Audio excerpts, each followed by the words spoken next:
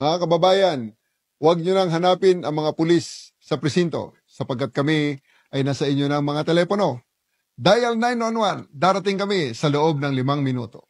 Lilingkod sa bawat Pilipino at magbibigay ng tamang impormasyon para sa tahimik at maayos na Pilipinas. Police News Network, alagad ng batas, tagapagtaguyod ng balitang pulis, sandigan ng mamamayan, patnubay ng katotohanan. La Campo Crame, maghahatid ng pinakahuling kaganapan at nagbabagang balita. Ito ang PNN Police News Network. At ngayon, ang inyong mga tagapagbalita.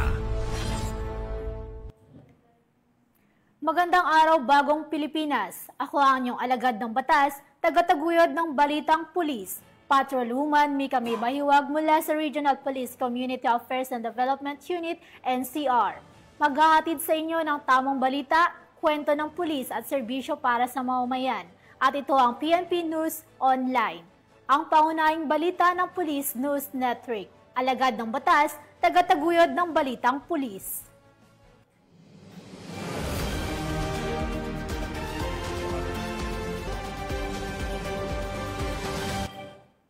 Narito ang mga balitang dapat niyong abangan.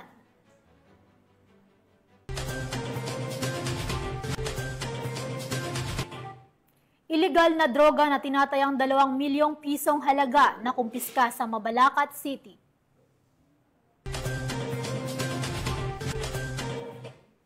Siyamnaput-apat na individual na sangkot umano sa pamamahala at pagpapatakbo ng illegal na online raffle arestado sa Tarlac.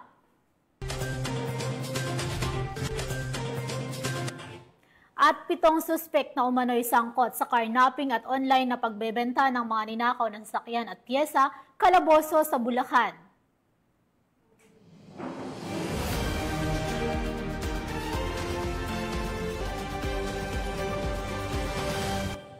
Narito ang mga balitang hatid ng ating PNN correspondents mula sa iba't ibang panig ng bansa.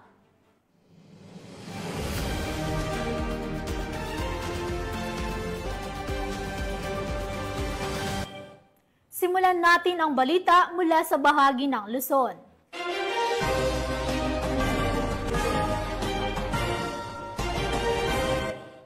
Arestado ang 74 na individual na sangkot umano sa pamamahala at pagpapatakbo ng iligal na online raffle sa bayan ng San Vicente, Tarlac. Matapos ang isinagawang operasyon na pinangunahan ng PNP Anti-Cybercrime Group.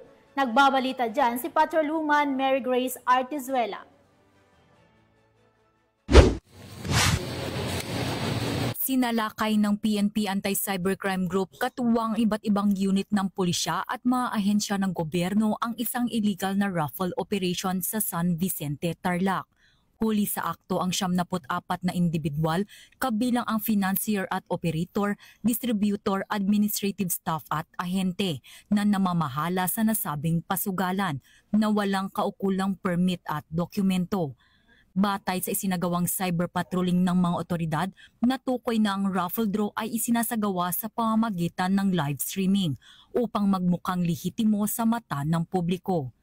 Ibinebenta ang bawat raffle ticket sa halagang 20 piso at ang grand prize naman ay aabot umano sa 4.5 milyong piso upang akitin ng publiko na sumali sa nasabing raffle. Ngunit nadiskubre na ang idinideklarang winners ay kasabwat rin ng grupo. Nung kami ay nagsagawa ng verification sa local government units, sa SEC, sa BIR, PAGCOR, DTI, wala po lahat silang any documents that could prove na legit yung ginagawa nila. Sinampahan na ang mga naaresto sa reklamong paglabag sa illegal gambling na may kaugnayan sa Cybercrime Prevention Act. Ang matagumpay na operasyon ay bahagi ng direktiba ni PNP Chief Police General Nicolas D. Torre III na paigtingin ang cyber patrolling at tiyakin ang mabilis na aksyon laban sa mga cyber criminals na patuloy na ginagamit ang social media para sa mga panlilinlang at iligal na aktibidad. Mula dito sa Campo Crame, ako ang inyong PNN correspondent, Patrolwoman Mary Grace Artizuela, nagbabalita para sa Police News Network, alagad ng batas, tagataguyod ng balitang pulis. Maraming salamat, Patrolwoman Artizuela. 7 suspect na umano'y sangkot sa carnapping at online na pagbebenta ng mga ninakaw na sasakyan at pyesa ang tuluyang nasukol ng mga tauhan ng PNP Highway Patrol Group sa isinagawang operasyon sa lalawigan ng Bulacan. Alamin ang detalye mula kay Patrolwoman Janine Kyle Sorongon. Timbog ang 7 suspect na sangkot sa kasong Republic Act No. 10883 or the New Anti-Carnapping Act of 2016 sa ikinasang operasyon ng mga tauhan ng Bulacan Highway Patrol Team sa pangunguna ni Police Major Renz Principe at sa pamumuno ng kanilang Regional Chief na si Police Lieutenant Colonel Joey Caise kasama ang kapulisan ng San Jose del Monte City Police Station sa Block 12 Barangay Gumaok West, San Jose del Monte City, Bulacan nito lamang nakaraang araw. Itong si alias Carlos ay nagrenta ng sasakyan na isang Toyota Fortuner kay Mr. Leesa na kung saan nagkaroon sila ng usapan na rentahan ito ng 4,500 pesos. Pagkatapos ng ilang araw at tinatawagan na ni Mr. Leesa si alias Carlos, ngunit sa kabilang banda ay hindi na ito makontak. Sinuri umano ng may-ari ang GPS na nakakabit sa sasakyan kaso hindi niya na ito malocate. Noong June 28, 2025, dumulog itong si Mr. Leesa sa tanggapan ng HPG Bulacan para i-report na ang kanyang sasakyan na nirentahan ay binibenta na sa marketplace selling parts of Toyota at Fortuner, kaya't nagsagawa agad ng aksyon ng HPG na kung saan isang HPG personnel ang nagpanggap na poser buyer at nakipagtransact umano kung saan ipipick up ang mga parte ng sasakyan. Pagdating nga sa lokasyon ng kanilang pinag-usapan ay kumpirmadong ang mga parts ng sasakyan ay tugma sa sasakyan na pagmamay-ari ni Mr. Leesa. Ayon sa papeles na dala-dala ni Mr. Leesa at dito na nagsagawa ng pag-aresto sa 7 sospek. Nakarecover din ng HPG ng 3 pang sasakyan, isang Toyota Camry 199, isang Hyundai Eon at isang Chevrolet Aveo. Binasahan ng mga suspect ng kanilang karapatan sa salitang kanilang nauunawaan at nasuksodiyan na ng Highway Patrol Team Bulacan Detention Facility habang hinihintay ang pagharap namang ito sa korte. Ang mga nasabing sasakyan naman ay dinala din sa himpilan ng HPG Bulacan para sa verifikasyon. Ito naman ang pahayag ni Police Major Renz Principe patungkol sa nasabing operasyon. Una po sa lahat, nagugat po itong operasyon namin dahil na din sa reklamo ng ating complainant na natangayan ng kanyang 2 pinaparentang sasakyang Montero at Toyota Fortuner. At nang hindi niya na makontak yung mga rumenta dito matapos ng kanilang kontrata at nang hindi na rin malocate sa GPS ang mga nasabing mga sasakyan, lumakas ang kutob niya na ito ay nakaharnap na. So natuntun namin itong mga nasabing sasakyan. Dahil na din sa kanyang pagkadismaya, nagbakasakali na lang siyang tumingin sa marketplace, sa mga group chat ng benta ng masasakyan. At eksakto naman, may katugma na binibenta na kalintulad ng modelo at kulay ng kanyang nawawalang Toyota Fortuner. Kaya minabuti niyang dumulog sa aming opisina at agad naman namin itong inaksyonan at nagkasanang operasyon laban sa mga sospek. Sa gitna ng aming operasyon, aming aktong naabutan ang mga sospek na nagkakalas ng mga pyesa mula sa isang SUV na kulay puti at mula na din doon sa mga aming na-recover na plaka at chassis. Amin na kumpirma na tugma ito sa ORCR ng nawawalang Toyota Fortuner ng ating complainant. Gayunpaman, ang kanyang Mitsubishi Montero ay chassis na lamang at pira-piraso ang aming na-recover sa karating na junk shop malapit din sa pinangyarihan ng krimen. Ang iba pang masakyan na aming na-recover mula sa nasabing lugar ay aming sasailalim pa sa macro-etching at aming pang beberipikahin kung mga ito ba ay involved din sa kanilang modus. Kami ang Guardian of the Highways, ang kakampi nyo sa kalsada na patuloy na magbibigay ng serbisyong HPG. Dahil dito sa ating bagong Pilipinas, ang gusto ng pulis, ligtas ka. Mula sa tanggapan ng kampanyo sa kalsada at sa pamumuno ng aming buting direktor, Police Brigadier General Eleazar P. Mata. Ako ang inyong PNN correspondent, Patrolwoman Janine Kyle Sorongon para sa Police News Network. Alagad ng batas, tagataguyod ng balitang pulis. Maraming salamat, Patrolwoman Sorongon. Isang matinding dagok sa kalakaran ng ilegal na droga ang naitala sa Pampanga matapos makumpiska ng kapulisan ang mahigit 2 milyong pisong halaga ng pinagbabawal na gamot sa ikinasang bypass operation sa lugar. Nakatutok dyan si Patrolwoman Lixen Reyes Saweran. Higit 2 milyong halaga ng marijuana at marijuana-based products ang nasamsam sa isang bypass operation ng Mabalacat City Police Station sa ilalim ng pamumuno ni Police Colonel Eugene Marcelo, Officer in Charge ng Pampanga Police Provincial Office sa Barangay Bicol, Mabalacat City, Pampanga na nagresulta rin sa pagkakaaresto ng 3 high-value individuals. Kinilala ni Police Brigadier General Ponce Rogelio Peñones Jr., Regional Director ng Police Regional Office 3, ang mga naarestong sospek na sina alias Jack ng Barangay Bicol, Mabalacat City, alias Josh ng Barangay Dau at alias Ana ng Barangay Balibago, Angeles City. Nasamsam mula sa kanila ang 2 kilo ng tuyong dahon ng marijuana na nagkakahalaga ng 240,000 pesos, 520 gramo ng ininalang kush na may halagang 858,000, 218 piraso ng marijuana-flavored vape cartridges na may standard drug price na 872,000 pesos at 19 na piraso ng marijuana oil na nagkakahalaga ng 30,000 pesos. Ang kabuoang halaga ng manasamsam na droga ay humigit kumulang 2 million pesos. Ayon kay Police Brigadier General Peñones, ang matagumpay na operasyon ay patunay ng determinasyon ng kapulisan sa pagtugis sa mga sindikato ng droga at sa pangangalaga sa kapayapaan at kaayusan ng komunidad. Ang mga sospek ay nasa kustodiya na ng Mabalacat CPS at nahaharap sa kasong paglabag sa RA 9165 o Comprehensive Dangerous Drugs Act of 2002. Patuloy ang panawagan ng kapulisan ng Gitnang Luzon sa publiko na makiisa sa kampanya kontra iligal na droga sa pamamagitan ng maagap na pagsumbong ng kahinahinalang mga aktibidad.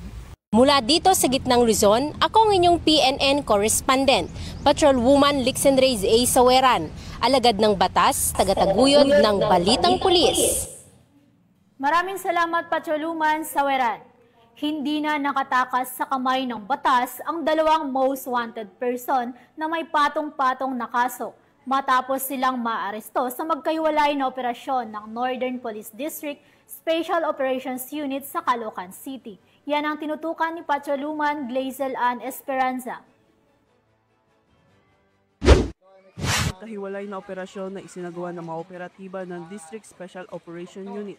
2 lalaki ang naaresto matapos mapag-alamang kabilang sa top 10 most wanted person sa regional, district at station level para sa iba't ibang kaso gaya ng acts of lasciviousness, unjust vexation at paglabag sa Republic Act 6539 o Anti-Carnapping Act of 1972. Unang naaresto ang isang 32 anyos na lalaki sa Barangay 12, Caloocan City na itinuturing na top 9 sa regional level, top 8 sa district level at top 6 sa station level. Naharap siya sa 4 na bilang ng acts of lasciviousness, kaugnay ng Republic Act 7610 o Special Protection of Children Against Abuse, Exploitation and Discrimination Act na may inirekomendang piyansa na 180,000 pesos kada kaso at 2 bilang ng unjust vexation alinsunod sa Article 287 ng Revised Penal Code na may piyansang inirekomenda na 2,000 bawat isa. Samantala, naaresto rin ang 21 anyos na lalaki sa Barangay Longos, Malabon City na nakalista bilang rank 8 sa regional level, rank 9 sa district level at rank 5 sa station level. Ito ay kaugnay sa kasong paglabag sa Republic Act 6539 o Anti-Carnapping Act of 1972 kung saan walang inirekomendang piyansa ang korte. Matapos maaresto, dinala ang mga akusado sa NPD Custodial Facility Unit para sa pansamantalang pagkakakulong habang inihahanda ang mga dokumento para sa formal na pagbabalik ng warrant of arrest sa kani-kanilang mga korte na pinagmulan.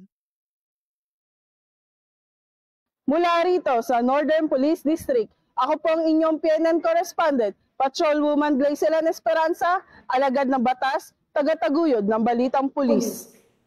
Maraming salamat, Patrolwoman Esperanza.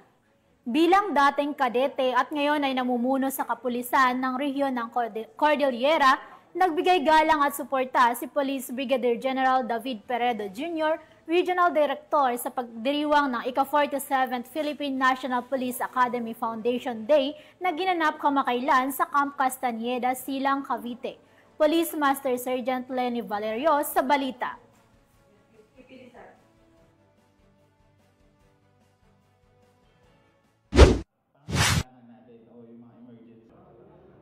Matagumpay na isinagawa ng Mandaluyong City Police Station ang isang informative drive ukol sa tamang paggamit ng Hotline 911 para sa mga emergency calls bilang suporta sa 5 minutes response time program ng Philippines.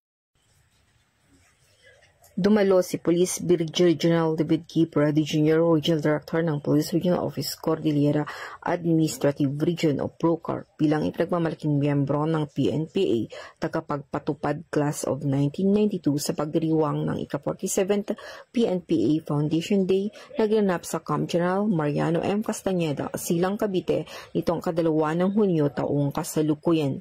Sa temang Moving Forward to Sustain Academic Excellence for Future Public Servants, ang selebrasyon ay minarkahan ng halos 5 dekada ng hindi natitinag na pangako ng PNPA sa paggawa ng mga pinunong may prinsipyo. Ang kaganapan ay pinamunuan ni Police General Nicolas D. Torre III, hepe ng Pambansang Pulisya ng Pilipinas, na nagsilbing panauhing pandangal at tagapagsalita. Sa kanyang mensahe ay pinuri niya ang akademya sa dedikasyon nitong ipamalas ang mga pangunahing pagpapahalaga ng integridad, disiplina at pagkamakabayan sa mga opisyal ng Philippine National Police, Bureau of Fire Protection at Bureau of Jail Management and Penology mula nang itatag ito noong 1978. Dumalo rin ang mga opisyal ng Department of Interior and Local Government, PNPA alumni mula sa iba't ibang klase, academy, faculty members, cadet corps at iba pang mga natatanging panauhin. Binigyan diin ang pagdiriwang sa pamagitan ng paggawad ng mga natatanging alumni at kadete kung saan si Police Brigadier General Prado Jr. nakatanggap ng PNP General Emilio Aguinaldo Excellent Award. Kinilala ang karangalang ito ang kanyang patuloy na suporta at mga kontribusyon na lubos na nagpapataas sa pagsasanay at kakayahan sa edukasyon ng akademi, lalo na para sa mga maging opisyal ng pulisya. Itinampok din ang kaganapan ang isang traditional na pass and review na isinasagawa ng PNPA Cadet Corps at isang pagpupugay sa mga founder ng academy at kilalang nagtapos. Mula dito sa La Trinidad Benguet, Rihon ng Cordillera, ito ang iyong PNN Correspondent, Police Master Sergeant Lenny Valerio, alagad ng batas, tagataguyod ng Balitang Pulis. Maraming salamat, Police Master Sergeant Valerio.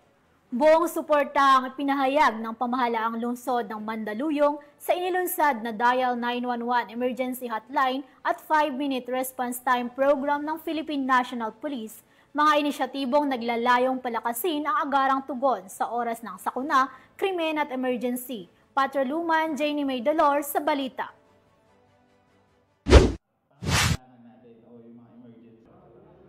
Matagumpay na isinagawa ng Mandaluyong City Police Station ang isang informative drive ukol sa tamang paggamit ng Hotline 911 para sa mga emergency calls bilang suporta sa 5 minutes response time program ng Philippine National Police. Isinagawa ang nasabing aktibidad sa International Bible Church, Barangay Plainview, Mandaluyong City, na lubos na sinuportahan ng pamahalaang lungsod ng Mandaluyong City. Katuwang ang mga barangay kagawad, Salam Advocacy Support Group, Force Multipliers, Barangay Tanod, Barangay Peacekeeping Actions Team at iba pang mga civilian volunteers. Nagpapasalamat ako sa kapulisan na lalong-lalo na sa bagong Chief PNP na kanyang ipinatupad yung 911. Napakabilis, lalo na sa bagong PP natin ng Mandaluyong. Talagang pinatutupad niya yung tamang responde para sa taong bayan ng Mandaluyong. Pinangunahan ni Police Colonel Jenny D. Texon, Chief of Police ng Mandaluyong City Police Station, ang kampanya na layuning palakasin ang partisipasyon ng komunidad sa mga programa ng PNP para sa kaligtasan at seguridad ng mamamayan. Kabilang sa mga dumalo sa nasabing aktibidad ay si Police Colonel Aldren S. Grand, Chief District Directorial Staff ng Eastern Police District, na kung saan kanyang pinuri ang Mandaluyong City Police Station sa matagumpay na pagpapatupad ng programa at sa dedikasyong ipinakita para sa kapakanan ng publiko. Ang nasabing aktibidad ay patunay na sa tulong ng lokal na pamahalaan at mga katuwang sa komunidad, posible ang mabilis, epektibo at organisadong pagtugon sa anumang emergency sa pamamagitan ng pagtawag sa 911. Pinangunahan naman ni Reverend Pastor James Lee Tika, Head Pastor IBC, ang ceremonial signing bilang simbolo ng kanyang buong suporta sa nasabing kampanya. Kasama si Honorable Darwin A. Fernandez, ABC President. Tinapos ang programa sa pamamagitan ng isang pledge of commitment na sumasagisag sa matibay na ugnayan ng pulisya at komunidad tungo sa isang ligtas, mapayapa at maunlad na bagong Pilipinas. Hangad ng Eastern Police District ang kaligtasan ng bawat mamamayan. Ako po ang inyong Police News Network Correspondent, Patrolwoman Jenny Midolor, alagad ng batas, tagataguyod ng Balitang Pulis. Maraming salamat, Patrolwoman Dolor. Tunghayan naman natin ang mga balita mula sa Visayas.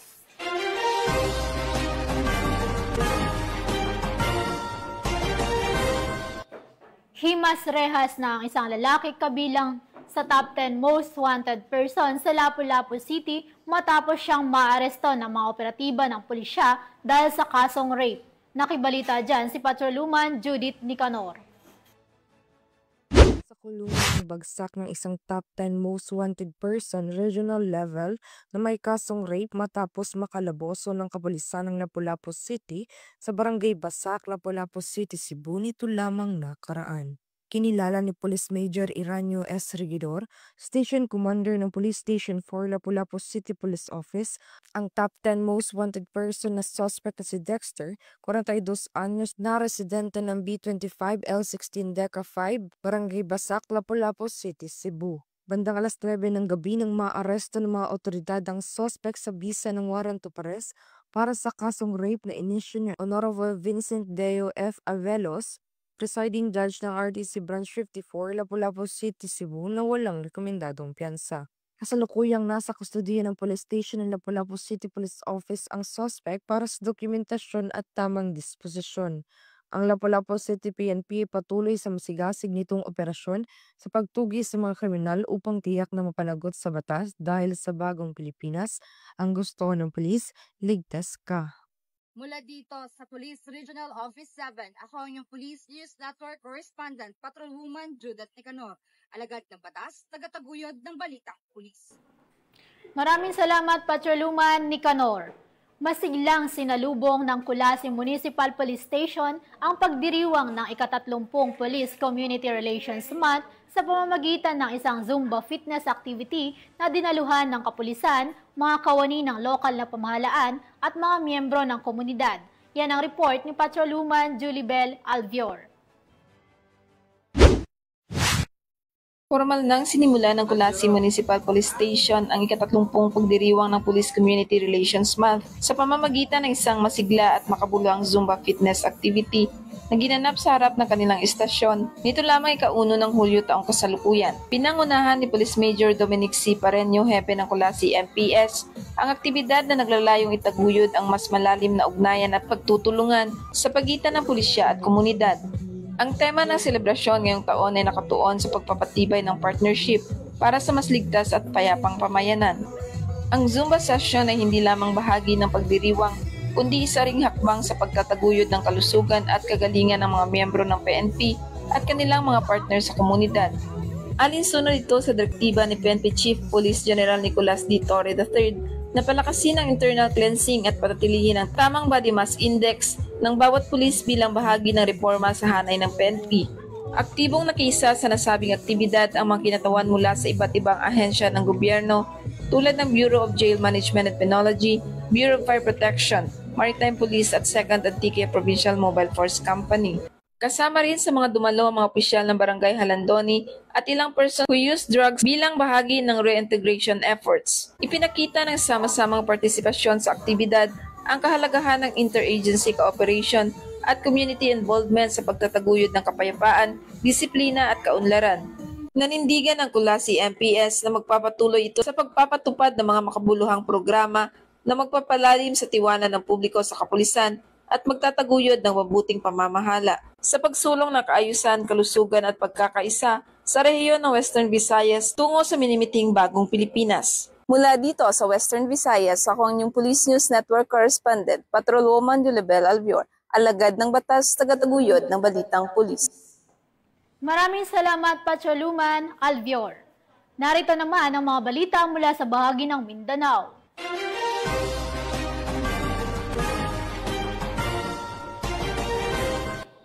Walang lusot sa batas ang dalawang street-level individual matapos silang maaresto sa ikinasang buy-bus operation ng mga otoridad sa Panabo City. Narito ang detalye ng report mula kay Patroluman Rina Rose Dasipulo. Na drug buy-bus operation ang isinagawa ng mga operatiba ng Panabo City Police Station, 2nd Davao Provincial Mobile Force Company sa koordinasyon ng Philippine Drug Enforcement Agency nitong Hulyo 2 taong kasalukuyan na nagresulta na pagkakaaresto ng dalawang individual at pagkakakumpiska ng hinihinalang shabu sa Purok 2, Pantukan, Barangay JP Laurel, Panabo City, Davao del Norte. Kinilala ng mga otoridad ang mga sospek na si alias Peter, 25 anyos at alias Ronald, 40 anyos, na pawang mga residente ng Purok 11, Barangay San Vicente, Panabo City. Mula sa kanila nasamsam ang tinatayang 4.0736 gramo na hinihinalang shabu na may street value na humigit kumulang 27,700 pesos. Kaugnay nito ang inihahanda ng mga otoridad ang pagsasampa ng kasong paglabag sa Republic Act 9165 o Comprehensive Dangerous Drugs Act of 2002. Ang matagumpay na operasyon ay nagpapakita na patuloy na determinasyon ng kapulisan sa pagsugpo sa iligal na droga para sa kapakanan ng publiko at nagsisilbing paalala na umiiral ang hustisya at may kaakibat na parusa ang paglabag sa batas. Mula dito sa Davao del Norte Police Provincial Office, ako ang inyong PNN Correspondent, Patrolwoman Reyna Rose Disipulo, alagad ng batas, tagataguyod ng balitang pulis. Maraming salamat, Patrolwoman Disipulo. Sa halip na nasa eskwelahan o nasa tahanan, dalawang binatilyo ang nahulog sa kamay ng batas matapos mahuli sa isang buy-bus operation sa Maguindanao del Norte. Ang balita mula kay Patrolwoman Judy Ann Alibo. Arestado ang dalawang lalaki matapos mahulihan ng mga iligal na droga sa isinagawang buy-bus operation ng Maguindanao del Norte PNP sa sitio Santillano, Barangay Macabiso, Sultan Mastura, Maguindanao del Norte. Nito lamang ikaunang araw ng Hulyo taong kasalukuyan. Kinilala ng mga otoridad ang mga sospek na sina alias Spidey at alias Mar, 19 anyos at pawang residente ng naturang lugar.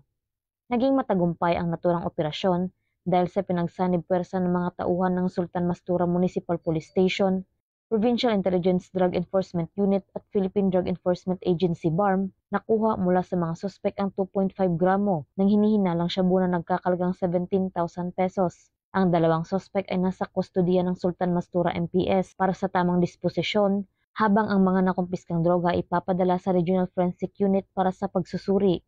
Kasong paglabag sa Republic Act 9165 o Comprehensive Dangerous Drugs Act of 2002 ang ihahanda laban sa mga sospek. Ang Maguindanao del Norte PPO sa pagkikipagtulungan ng iba't ibang unit ng pulisya ay nananatiling nakantabay upang masigurong ligtas at maayos ang pamumuhay ng mga mamamayan laban sa banta ng iligal na droga. Mula rito sa riyon ng Bangsamoro, ako ang inyong PNN Correspondent, Patrolwoman Judy Ann Alibo, alagad ng batas, tagataguyod ng balitang pulis. Maraming salamat, Patrolwoman Alibo. At para sa ating huling balita, formal nang sinimula ng Police Regional Office 13 ang pagdiriwang ng ika-30 Police Community Relations Month sa pamamagitan ng isang makabuluhang seremonya na ginanap sa Camp Rodriguez, Butuan City. Tunghayan ang mga naging kaganapan sa ulat ni Patrolwoman K. Francisco. Formal na isinagawa ng Police Regional Office 13 ang kick-off ceremony ng ika-30th Police Community Relations Month sa Camp Colonel Rafael C. Rodriguez, Butuan City, nito lamang Hulyo 1, 2025. Ang temang sa bagong Pilipinas, ang gusto ng pulis, iligtas ka, ay nagsisilbing panawagan para sa mas matatag na ugnayan sa pagitan ng kapulisan at mamamayan sa pagtahak tungo sa isang ligtas, disiplinado at maunlad na bansa. Tampok sa seremonya ang panauhing pandangal na si Honorable General Joseph Mar B. Hill, CESO 4, Regional Director ng NAPOLCOM Region 13. Dumalo rin sa okasyon ang mga matataas na opisyal ng Police Region Office 13, mga kinatawan mula sa iba't ibang ahensya ng pamahalaan, local government, civil society organizations at mga lider ng komunidad. Iba't ibang aktibidad ang isinagawa bilang bahagi ng kick-off gaya ng pagbibigay pagkilala sa mga partner organizations ng PNP sa rehiyon, community engagement at serbisyong publiko. Sa pagsisimula ng PCR Month ay muling pinagtibay ng PNP Caraga ang kanilang pangako sa mamamayan, isang kapulisan na may malasakit, makatao at tunay na tagapagtanggol ng bayan. Layunin ng aktibidad na ito ang palakasin ang pakikipag-ugnayan at pagtutulungan ng pulisya at komunidad. Itaguyod ang tiwala ng publiko sa hanay ng kapulisan at paigtingin ang mga programang nagtataguyod ng kapayapaan, kaayusan at seguridad sa buong bansa. Sapagkat sa bagong Pilipinas, ang gusto ng pulis, ligtas ka!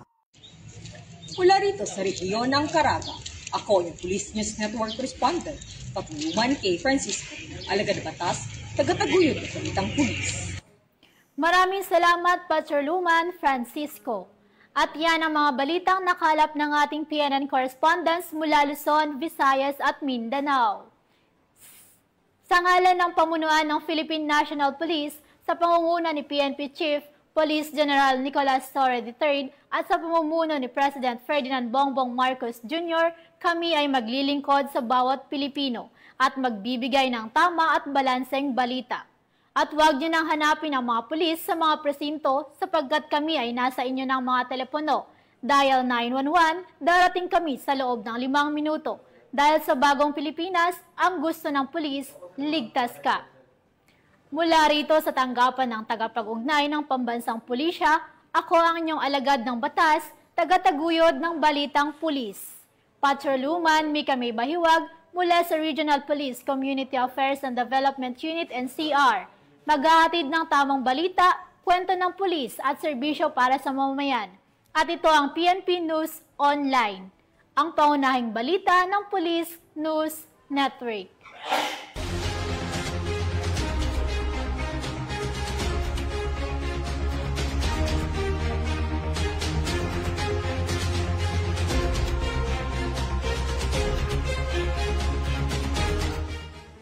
Police News Network, alagad ng batas, tagapagtaguyod ng balitang pulis. Mga kababayan, huwag nyo nang hanapin ang mga pulis sa presinto sapagkat kami ay nasa inyo ng mga telepono. Dial 911, darating kami sa loob ng 5 minuto.